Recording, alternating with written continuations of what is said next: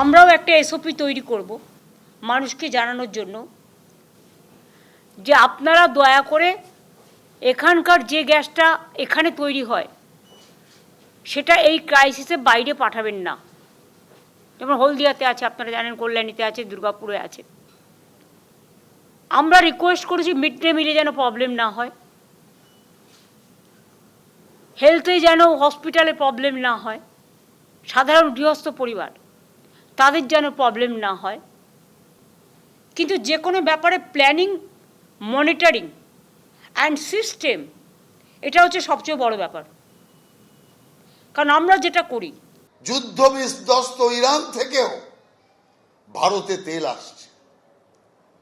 অতএব যতক্ষণ পর্যন্ত মোদিজি আছে কারও চিন্তার কোনো কারণ নেই। অতএব মমতা ব্যানার্জি যেটা করছে, কোনো আন্দোলন আর নেই, দাঙ্গা লাগানোর বক্তব্য রেখে দিয়েছেন, যত অস্ত্র ছিল সব ছুড়ে দিয়েছে, হাতা খুন্তি নিয়েও মিছিল করিয়েছে, দেখছে কোনোটাতে কিছু হচ্ছে না। সেই কারণে এখন গ্যাসের দামের কথা বলছে।